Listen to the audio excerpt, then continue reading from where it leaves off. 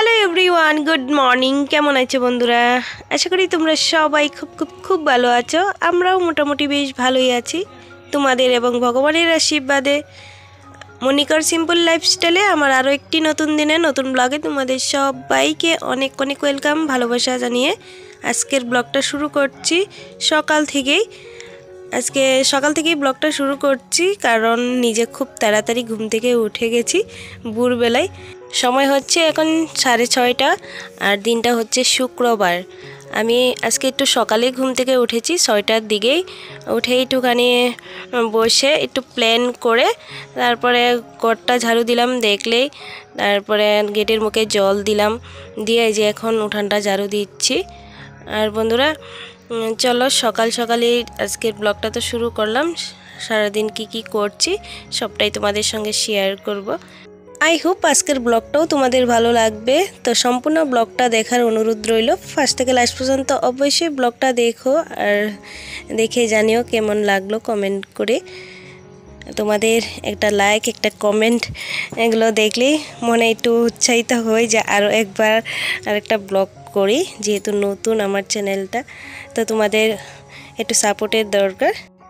এদিকে দেখো আমি আমার ফুল গাছগুলোতে একটু জল দিয়ে দিচ্ছি। রোজ দিনই দিই, টানের দিন দেখতেই পাচ্ছ গাছের গোড়াগুলো শুকিয়ে একদম সাদা হয়ে আছে মাটি মাটি। আর রোজ দিন জল দিয়ে দিলে ফুলও ধরে। মাঝে মধ্যে ফুলের খুব অভাব হয়ে গেছে, ফুল ধরছে না। আর পান গাছের গুঁড়োগুলোতেও দিয়ে দিলাম, রোজ দিনই দিই পান গাছের গুঁড়োতেও। আর এদিকে দেখো আমার মুরগিগুলো চলে এসেছে খাবার খেতে আমাকে দেখে। সকালবেলা হিমাশ্রী বার করে দিয়েছিল।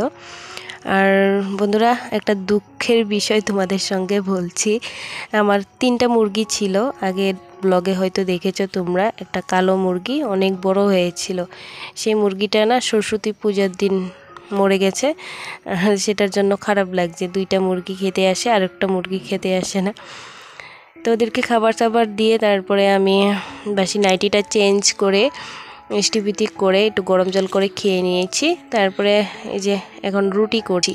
আজকে আর ভাত করছি না, হিমাশ্রীর পাপাকে বললাম দুপুরবেলা এসে খেয়ে যেও, না হলে বাইরে খেয়ে নিও। এখন রুটি করি, চা করি, আর হিমাশ্রীকে একটু টিফিন করে দিই, রুটি কিছু একটা করে দিব। বললো ঠিক আছে আজকে ভাত বাইরে খেয়ে নেবে। তো দুপুরবেলা কিছু একটা করব, এখন রুটি চাই, সবাই খাবো, তার জন্য এই যে রুটি করে নিচ্ছি আর একদিকে চা বসিয়ে দিয়েছি। আর হিমাশ্রীর জন্য এই যে 2টা ভিতরে চিনি দিয়ে একটু তেল দিয়ে যে ভেজে দিয়ে দিব একটু পিঠের মতন। তো এগুলোই নিয়ে যাবে স্কুলে 2টা। আর নীলাশ্রী দুধ দিয়ে রুটি দিয়ে খাবে, ও ভাত খেয়ে যাবে। কালকের ভাত আছে, একটু গরম করে দিব, একটু তরকারিও আছে, তো ওই খেয়ে যাবে আজকে।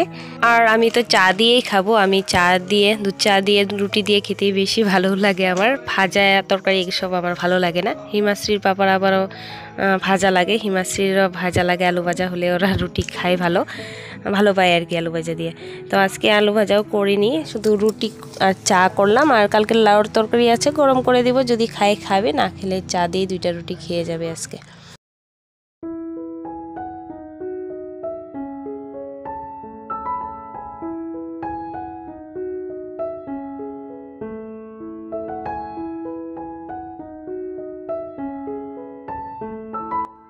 এই যে হিমাশ্রীর পাপাকে দিয়ে দিলাম একটু তরকারি, গরম করেছিলাম একটু তরকারি, 1 কাপ চা আর 2টা রুটি। আমিও রুটি চা খেয়ে নিয়েছি। রুটি চা খেয়ে তারপরে হিমাশ্রীর চুলটা বেঁধে দিলাম। আর হিমাশ্রীকে আজকে গরম ভাত করে দিলাম, একটু কালকের ভাত ছিল গরম করে দিলাম, আর তরকারি গরম করেছিলাম একটু মেখে দিয়েছি, খেয়ে নিয়েছে। ওর রুটিটা বেশি খেতে চায় না শুধু শুধু। তো চলো চাটা তো খাওয়া হয়ে গেল। আর রুটি করার পর গ্যাস টেবিলের যা অবস্থা হয়ে থাকে সেইভাবেই হয়ে রয়েছে আমার গ্যাস টেবিলটা, দেখতেই পারছো। আর জিনিসপত্র ছড়িয়ে ছিটিয়ে রয়েছে। তো চলো ভালোভাবে একটু ক্লিন করে নেওয়া যাক, পরিষ্কার করে একটু গুছিয়ে গাছিয়ে তারপরে।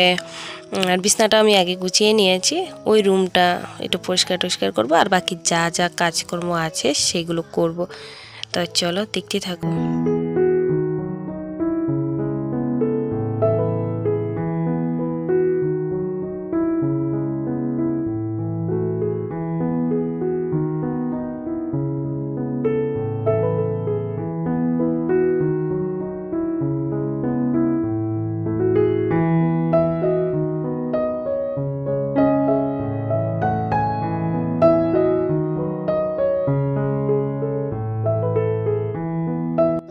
রোজ দিন রান্না করার পরে যদি আমরা 10 মিনিট কিংবা 20 মিনিট রান্নাঘরে যদি সময় দিই ক্লিন করার জন্য বা অর্গানাইজ করার জন্য দিই, তাহলে রান্নাঘরটা একদম সুন্দরভাবে তৈরি করে রাখা যায়, সুন্দর করে পরিপাটি করে রাখা যায়। সকালের রান্নার পরে যদি একটু গুছিয়ে গাছিয়ে রাখি, পরের বার আরেকবার রান্না করতে আসলে রান্না করতে গেলেও ভালো লাগে, দেখলেও ভালো লাগে, আর মনটাও ভালো লাগে। ঠিক সেরকম রান্নাঘরের মতো যদি আমরা বেডরুমটাকেও ভালো করে 10-20 মিনিট টাইম দিয়ে যদি একটু গুছিয়ে রাখি সকালবেলা টাইমে, তো সারাটা দিন দেখতেও ভালো লাগে, নিজের মনটাও ভালো লাগে। সবসময় চেষ্টা করি আমি আমার বেডরুমটা, কিচেনটা সবসময় পরিষ্কার সাজানো গুছানো থাক। প্রত্যেক দিন যেভাবে রান্নাঘরটা গুছাই পরিষ্কার করি, তার মধ্যে আমার বেডরুমটাকেও আমি রোজ দিনই গুছাই পরিষ্কার করি।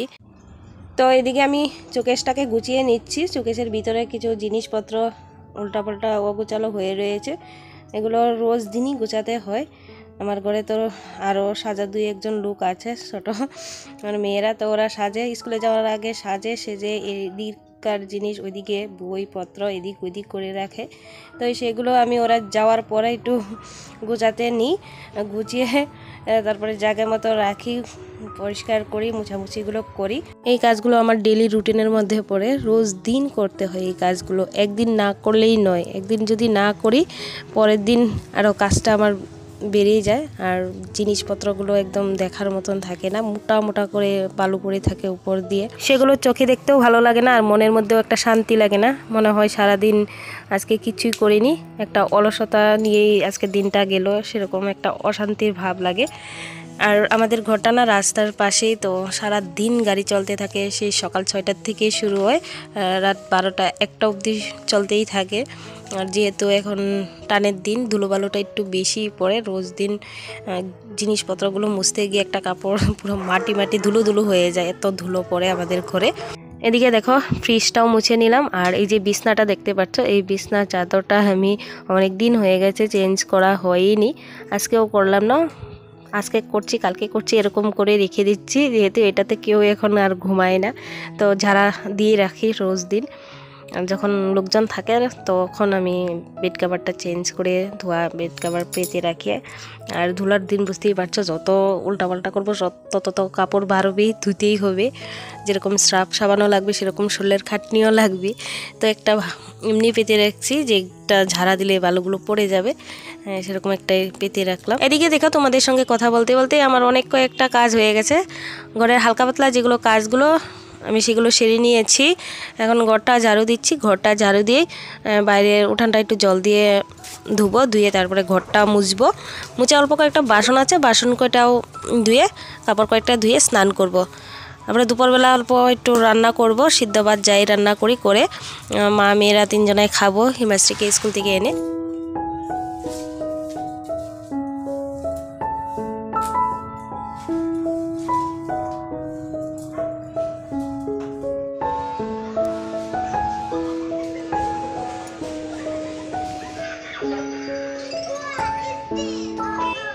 তো এদিকে দেখো আমার ঘর দর একবারে মোছা হয়ে গেছে, বাইরেও পরিষ্কার করে নিয়েছি, অল্প কয়েকটা বাসন আছে, বাসন কয়টা ধুবো, আর অল্প কয়েকটা কাপড় ভিজানো আছে, কাপড় কয়েকটা ধুয়ে স্নান করব। প্রায় বেজে গেছে 11:30 12টা হবে, তখন আমি এই টাইমেই সম্পূর্ণ কাজগুলো সারি, সেরে স্নান করি, পূজা দিই, তারপরে একটু রান্নাবান্না থাকলে রান্নাবান্না সারি, সেরে তারপরে আবার যাই স্কুলে।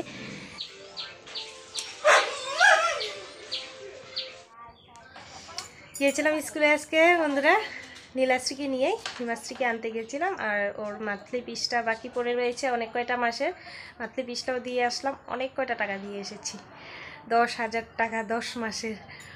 আর আগে অ্যাডমিশন দিয়ে 1-2 মাসে দেওয়া হয়েছিল, আর দেওয়া হয়নি, তো ওই যে একদম ব্যাগ ভর্তি করে নিয়ে গেছিলাম, ব্যাগ খালি করে যে চলে এসেছি। তো চলো একটুখানি জিরাই, তারপরে ওদেরকে খাবার দেই, আমিও খাইনি, রান্না করেই গিয়েছিলাম, পূজাটা দিয়ে অল্প রান্না করেছি ভাত, আর 2টা মাছ ভাজা করবো, এখন গরম গরম মাছ ভাজা দিয়ে তরকারি আছে। আর হিমাশ্রী পাপা ভাবছিলাম আসবে না, তো আর রান্না করিনি, রাত্রে রান্না করবো, ডাল ভিজিয়ে রেখেছি, ছুলাও হয়নি, টাইম লাগবে তার জন্য ছুলিনি, পরে বিকেলবেলা ছুলে রাখবো, রাত্রে রান্না করবো। আর এদিকে দেখো স্কুল থেকে এসে ওই যে খেলনা বাটি নিয়ে ব্যাগটা এখনো পড়েই রয়েছে চেয়ারে। একটা দুইয়া হিমু আইমো। তাই চলো আমি হাত মুখ ধুয়ে নিয়েছি, একটু জিরে নিয়ে অনেকটা হেঁটে এসেছি, ভালো লাগছে না একবার।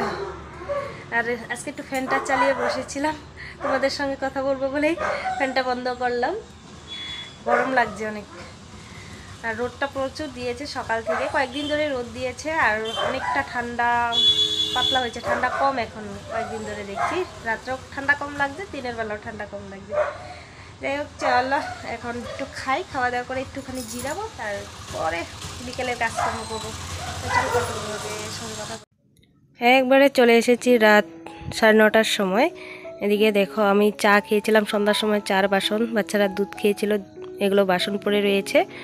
আর এই যে হিমাশ্রীর পাপা মাছ নিয়ে এসেছে, তো এগুলো দিয়ে একটা লাউ আছে, কালকে দেখিয়েছিলাম তোমাদের, এই লাউটা দিয়ে একটা তরকারি করব। একদম সুন্দরভাবে কেটে নিয়ে এসেছে, শুধু ধুয়েছি। এটি একটু হালকা থাকে, যতই কাটা বাঁচা থাক তবুও একটু হালকা পাতলা ময়লা থাকে, সেগুলো পরিষ্কার করে ধুয়ে নিয়েছি। তো এখন অল্প একটু রান্না করব, আর বাকিগুলো রেখে দিব ফ্রিজে কালকের জন্য। এখানেই তোমাদের একটা কথা বলছি, এই পর্যন্ত যারা এখনও আমার ব্লগটা দেখছো, তোমাদের যদি একটুও ভালো লেগে থাকে, যদি চ্যানেলটাকে সাবস্ক্রাইব এখনও করোনি, তো চাইলে চ্যানেলটাকে সাবস্ক্রাইব করে রাখতে পারো, আর পাশে থাকা বেল অল বাটনটি অন করে দিও। আর আজকে সারাদিনের ব্লগটা তোমাদের কেমন লাগলো জানিও। পড়িয়ে উঠে তারপরে আমি রান্না করতে আসলাম। হিমাশ্রীর পরীক্ষা সামনে, 21 তারিখ থেকে পরীক্ষা, তো ওকে পড়াতেও হয়। কিছু টুকটাক কাপড়ও ছিল, সেগুলোও গুছিয়েছি, আর এদিকে রান্নাও করছি।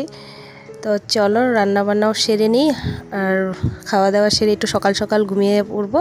আবার একটু সকাল সকাল উঠে ওকে নিয়ে একটু বসতে হয়, ওকেও পড়াতে হয়, বিছনার থেকেই ওকে একটু পড়াই।